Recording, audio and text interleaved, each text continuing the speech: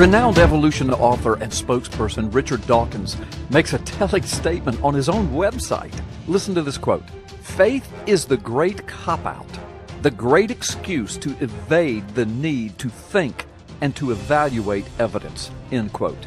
Of course, the faith he is talking about would be biblical faith, in particular, Christian faith. Listen to what he says, though. Faith is the great cop-out. It's a great excuse to evade the need to think and evaluate evidence. So, if evolution's biggest and most famous guru says that faith is the great cop-out and that it evades evidence, then let us ask the obvious question. Is fish to man Darwinian evolution? Is it mostly faith?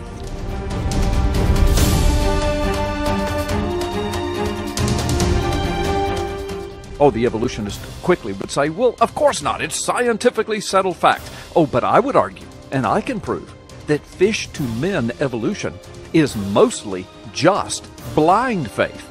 That is simply trusting what someone else tells you, declaring that it's fact, but not able to produce hard evidence for what they have told you. Now, evolutionists tell us that they have tons of evidence for fish-to-man evolution, Darwinian evolution. But be careful how you throw that word evidence around, I would say to the evolutionist.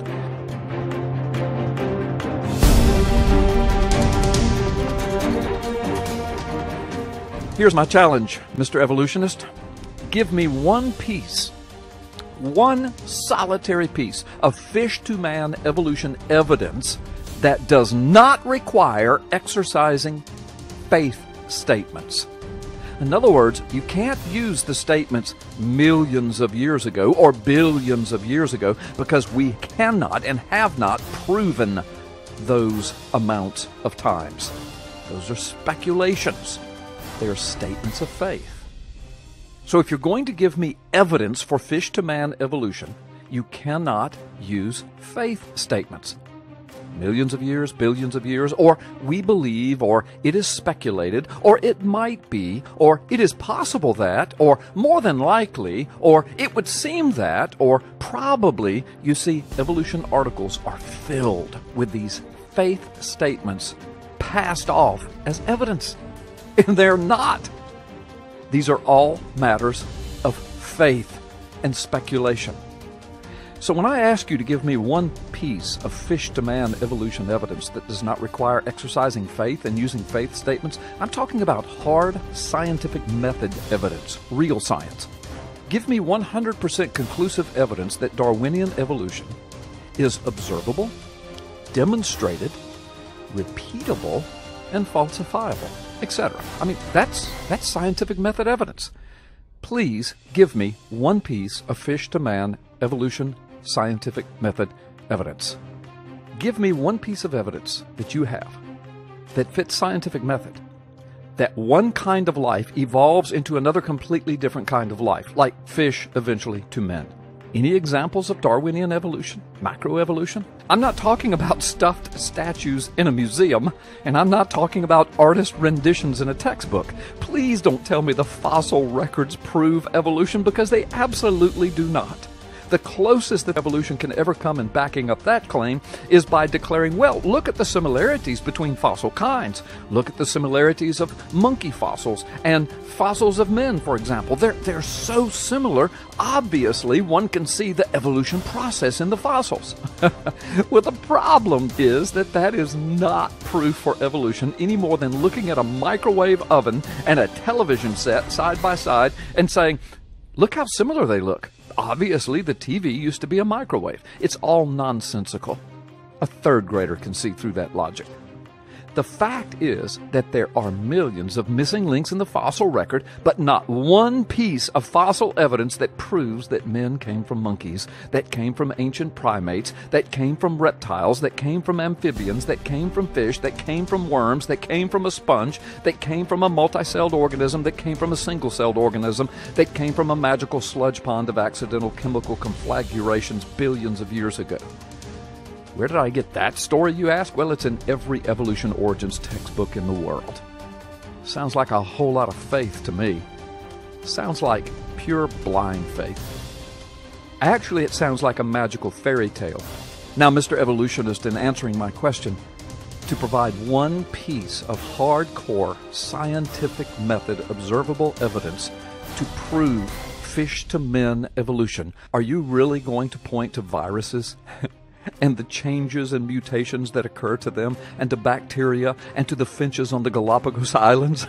All of these are examples of microevolution, or adaptation of species. It's no accident that evolutionists have over a dozen definitions of species, but the observable, demonstrated, repeated, falsifiable fact is that viruses always remain viruses, bacteria always remain bacteria, finches always remain finches, dogs always remain dogs, horses remain horses, cats remain cats, etc., regardless of the microevolution changes that can occur within those species.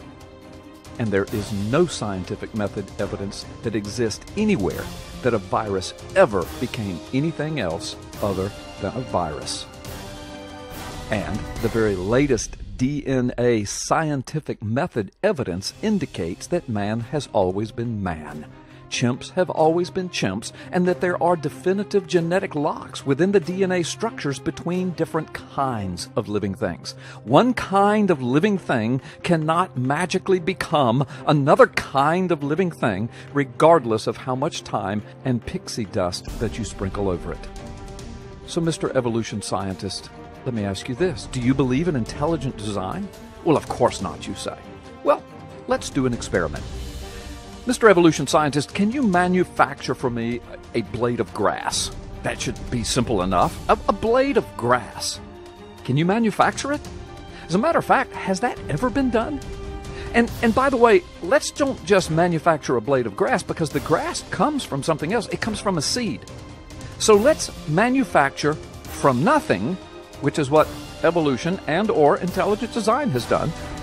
Let's manufacture a grass seed first, from nothing, and then let that seed bring forth the living grass. Can you please do that for me?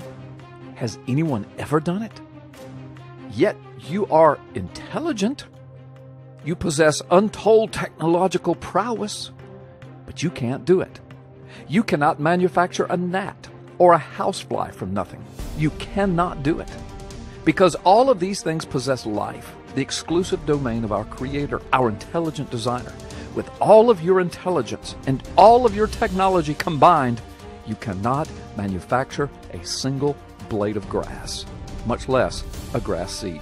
Yet you so desperately want me to believe that a big explosion of nothing with no intelligence created a seed that created a blade of grass and 20+ million other species of life, including their systems and their subsystems and their subsystems and their quanta particles of the atomic structure of each molecule of those systems, yet we can't make any of that from nothing. With all of our intelligence, all of our technology, with all of our wishing it to be so, you cannot manufacture from nothing, not one particle. You really want us to believe in your magic sludge pond? Your world of magic pixie dust? Blind faith statements? Listen to this declaration from Live Science. Quote, "But natural selection is capable of so much. Given enough time and enough accumulated changes," there are those faith statements, "natural selection can create," really? Where? How? When? Where's the evidence? Natural selection can create entirely new species. It can turn dinosaurs into birds. Now that's not new species, that's new kinds. See how they switch definitions so quickly? Natural selection can turn dinosaurs into birds, apes into humans, and amphibious mammals into whales. End quote. From livescience.com. That's right. The magic of evolution, with all of its elements of blatant statements of raw, blind faith. There's very little raw science involved with Darwinian evolution, fish-to-men evolution. Evolution is blind faith. Science cannot tell us in any observable, repeatable, and falsifiable way what happened in the very, very beginning. In other words, evolution, macroevolution, fish-to-men evolution, Darwinian evolution, is not scientific method science. It is not settled science. In other words, much of it is not even science at all. It is blind faith. Now, what was it that Richard Dawkins told us about faith? Quote, "Faith is the great cop-out, the great excuse to evade the need to think and to evaluate evidence."